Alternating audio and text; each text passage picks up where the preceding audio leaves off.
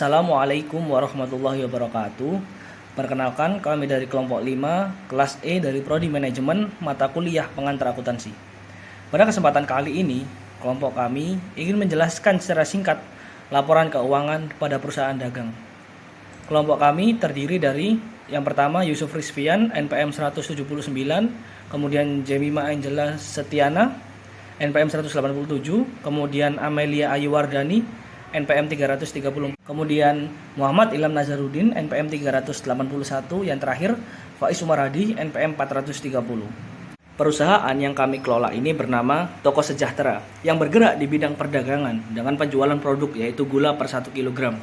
Pencatatan persediaan barang dagang menggunakan sistem perpetual dengan metode penilaian first in first out atau FIFO.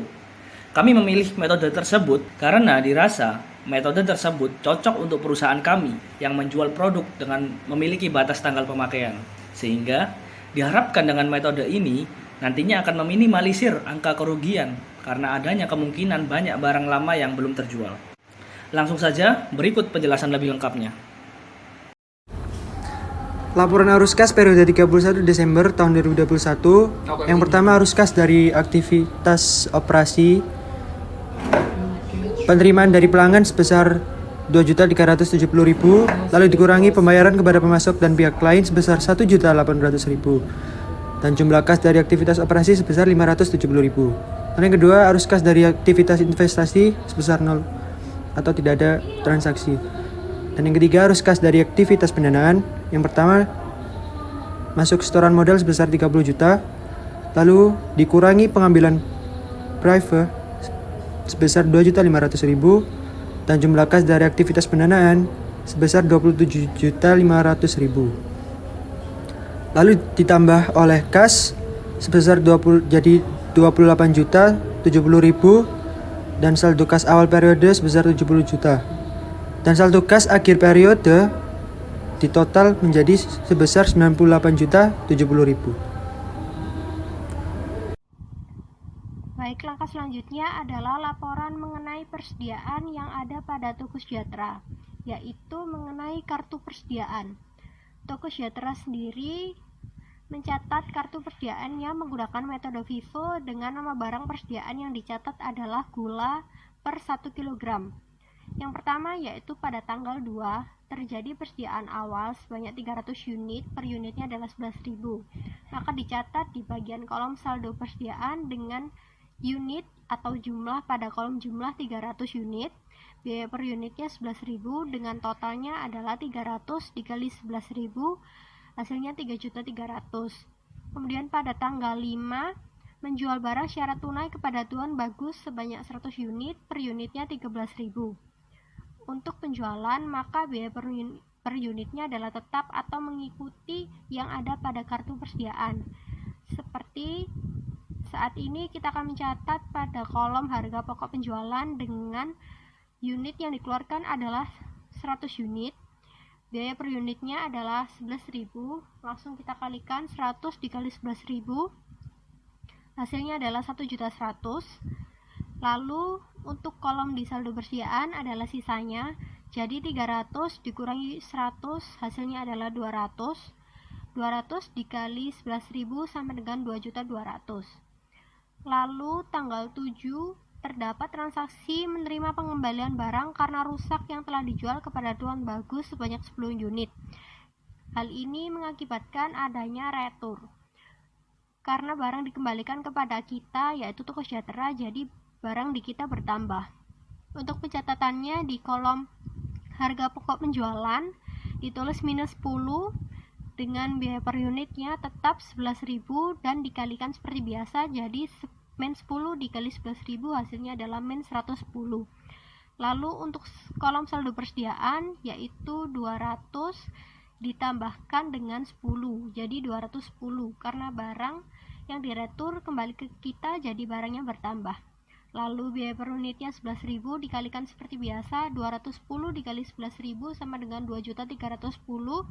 Lalu pada tanggal 12 terdapat transaksi membeli barang secara tunai kepada PT Semeru sebanyak 150 unit, per unitnya adalah 12.000.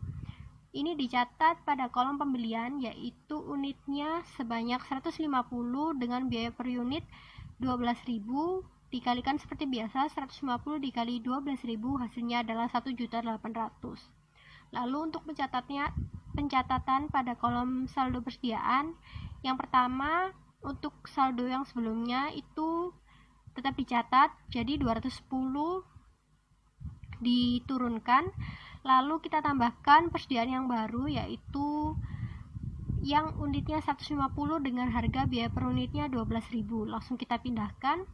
Kemudian transaksi selanjutnya adalah pada tanggal 16 menjual barang secara kredit kepada Tuan Roni sebanyak 120 unit, per unitnya 14.000. Karena ini menjual, jadi kita isi di kolom harga pokok penjualan. Yang dikeluarkan adalah 120 unit. Karena ini metode FIFO, jadi yang persediaan awal yang keluar dulu. Jadi kita pakai yang atas, yang biaya per unitnya adalah 11.000. Jadi 120 dikali 11.000 hasilnya adalah 1.320.000. Lalu untuk kolom saldo persediaan, karena tadi sudah keluar 210 dikurangi 110 hasilnya adalah 90, dikali 11.000 sama dengan 990.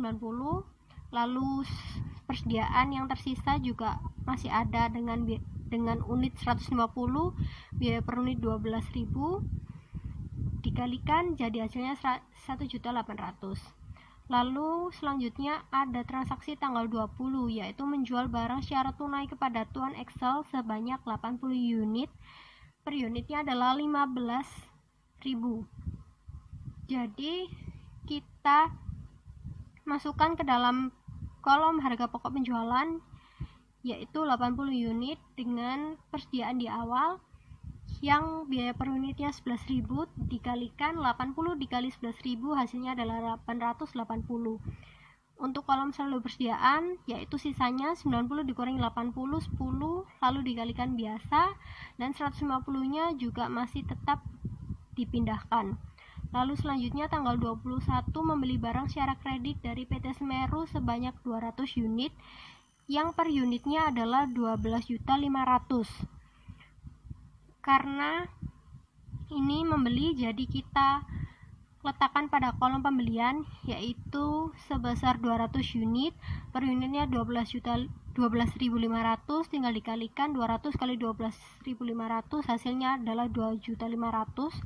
Lalu untuk pencatatannya pada saldo persediaan, untuk persediaan 10 yang biaya per unitnya adalah 11.000, lalu 150 tadi yang biaya per unitnya 12.000, lalu ditambahkan dengan unit baru dengan jumlah unit yang 200 ini, biaya per unitnya 12.500.000 ditambahkan ke bawahnya. Lalu untuk transaksi tanggal 24, yaitu kita mengajukan pengembalian barang karena rusak yang telah diterima dari PT Semeru sebanyak 10 unit. Ini merupakan retur pembelian, jadi kita mengembalikan barang, jadi barang yang ada di kita itu nanti berkurang. Jadi ditulis di pembelian, ditulis minus 10 dengan biaya per unit yang tadi kita beli adalah 12.500, dikalikan jadi hasilnya adalah minus 125. Lalu saldo persediaan nanti ditulis yang 10, 150 tetap, lalu unitnya yang paling bawah, yang paling baru kita beli itu 200, karena ada retur jadi 200 dikurangi 10, persediaan yang ada di kita adalah 190 unit, lalu dikalikan dengan 12.500 seperti biasa, hasilnya adalah 2.375.000. Lalu ada transaksi menjual barang secara kredit kepada Toko Indah sebanyak 200 unit, per unitnya 14.000. Jadi karena ini 200 unit, tapi yang kita keluarkan adalah barang yang lama terlebih dahulu. Jadi kita menghitung untuk barang yang paling lama 10 unit kita keluarkan dulu, 150 kita keluarkan, dan sisanya adalah 40. Jadi 10, 150 ditambah 40 adalah 200 unit. Dan ini untuk yang 10 unit kita pakai yang biaya per unitnya 11.000, Yang 150 unit kita pakai yang biaya per unitnya 12.000. Lalu yang 40 unit diambil dari 190 unit itu tadi yang kita pakai harga biaya per unitnya 12.500.000. Lalu dikalikan seperti biasa, lalu di kolom saldo persediaan sisa persediaannya adalah yang terakhir yaitu 190 unit itu tadi dikurangi 40. Jadi hasilnya 150 unit dikalikan 12.500 hasilnya adalah 1.875.000. Dan yang terakhir tanggal 30 Desember itu menjual barang secara kredit kepada Tuan Bagus sebanyak 70 unit, per unitnya dalam 15.000. Jadi ini pada kolom harga pokok penjualan yaitu 70 unit kita keluarkan dengan biaya per unitnya 12.500. Jadi dikalikan 70 kali 12.500 hasilnya adalah 875. Lalu untuk saldo persediaan, sisa persediaannya adalah 80 unit dengan total 1 juta. Lalu langkah yang terakhir adalah menjumlahkan setiap transaksi seperti pada kolom pembelian. Unit yang kita beli adalah 340. Lalu dengan total 4.175.000. Pada kolom harga pokok penjualan, unit yang kita jual adalah 560 unit dengan harga total 6.475.000. Lalu untuk persediaan akhir sendiri terdiri atas 80 unit sebesar 1 juta rupiah. Selanjutnya piutang. Yang pertama ada Tuan Romi dengan keterangan pada tanggal 16 Desember menjual barang secara kredit kepada Tuan Romi sebanyak 120 unit dengan harga per unitnya adalah Rp14.000. Masuk di buku besar pembantu piutang dengan keterangan penjualan pada tanggal 16 bulan Desember 2021 masuk di debit sebesar 1.680.000. Jadi untuk total saldonya adalah 1.680.000. Kemudian ada Tuan Bagus pada tanggal 30 Desember menjual barang secara kredit kepada Tuan Bagus sebanyak 70 unit. Untuk harga tiap unitnya adalah Rp15.000. Kemudian masuk di buku besar pembantu piutang dengan keterangan penjualan pada tanggal 30 Desember 2021 masuk di debit sebesar Rp1.050.000. Jadi total saldonya adalah Rp1.050.000. Kemudian ada Toko Indah pada tanggal 27 Desember 2021 menjual barang secara kredit kepada Toko Indah sebanyak 200 unit dengan harga per unitnya adalah Rp14.000. Masuk di buku besar pembantu piutang dengan keterangan penjualan pada tanggal 27 Desember 2021 masuk di debit sebesar Rp2.800.000. Jadi total saldonya adalah Rp2.800.000. Kemudian ada daftar saldo piutang. Yang pertama ada Tuan Romi dengan tanggal 16 Desember 2021, totalnya adalah Rp1.680.000. Yang kedua ada Tuan Bagus dengan tanggal 30 Desember 2021 dengan total Rp1.050.000. Untuk yang ketiga ada Toko Indah pada tanggal 27 Desember 2021 dengan total Rp2.800.000. Jadi total daftar saldo piutang Toko Sejahtera adalah sebesar Rp5.530.000. Untuk selanjutnya ada buku besar pembantu utang PT Semeru. Pada tanggal 21 Desember 2021 membeli barang secara kredit dari PT Semeru sebanyak 200 unit dengan harga per unitnya Rp12.500. Kemudian masuk di buku besar pembantu piutang dengan keterangan pembelian pada tanggal 21 Desember 2021 masuk di kredit sebesar Rp2.500.000. Jadi total sisanya adalah Rp2.500.000. Kemudian pada tanggal 24 Desember mengajukan pengembalian barang karena rusak yang telah diterima dari PT Semeru sebanyak 10 unit. Masuk di buku besar pembantu utang dengan keterangan retur pada tanggal 24 Desember 2021 masuk di debit Rp125.000. Jadi total sisanya adalah Rp2.500.000 dikurangi Rp125.000. Jadi total sisa buku besar pembantu utang adalah Rp2.375.000. Untuk yang terakhir ada daftar saldo utang Toko Sejahtera. Pada tanggal 21 Desember 2021 membeli barang secara kredit dari PT Semeru sebanyak 200 unit dengan harga per unitnya adalah Rp12.500. Masuk di daftar saldo utang dengan nama PT Semeru pada tanggal 21 Desember 2021 dengan total Rp2.375.000.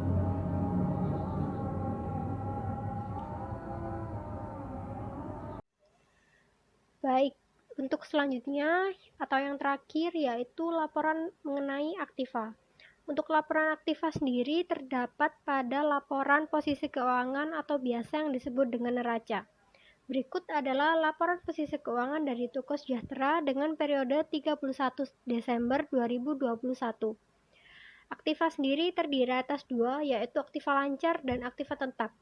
Untuk aktiva lancar terdiri atas kas sebesar Rp98.070.000, piutang sebesar Rp5.530.000, persediaan barang dagang sebesar Rp1 juta, perlengkapan sebesar Rp3.500.000. Yakni dengan total aktiva lancar memperoleh nominal sebesar Rp108.100.000. Selanjutnya yaitu ada aktiva tetap. Untuk aktiva tetap sendiri terdiri atas dua, yaitu aset berwujud dan aset tidak berwujud. Aset berwujud sendiri terdiri atas gedung dengan nominal sebesar 200 juta, akumulasi penyusutan gedung dengan nominal 20 juta, kendaraan dengan nominal 120 juta, akumulasi penyusutan kendaraan dengan nominal 12 juta, peralatan dengan nominal 50 juta, dan akumulasi penyusutan peralatan dengan nominal 5 juta. Untuk setiap akun-akun akumulasi ini dikurangi dengan nominal dengan nilai aset berwujud yang telah ditotal karena akumulasi sifatnya mengurangi nilai aset. Jadi setelah ditotal ditemukan nominal total aset berwujud yaitu sebesar 333 juta. Selanjutnya yaitu aset tidak berwujud. Terdiri atas merek dagang dengan nominal 12 juta dan total aset tidak berwujudnya adalah Rp12 juta. Lalu kita menghitung total aktiva tetapnya. Untuk penghitungannya sendiri dari 333 juta ditambah 12 juta hasilnya adalah 345 juta. Yang terakhir yaitu penghitungan total aktiva. Didapatkan dari nominal total aktiva lancar ditambah total aktiva tetap, yaitu Rp108.100.000 ditambah dengan Rp345 juta. Jadi total aktivanya adalah Rp453.100.000. Sekian presentasi kami mengenai pembahasan laporan keuangan dari Toko Sejahtera. Mohon maaf bila ada salah kata dan terima kasih.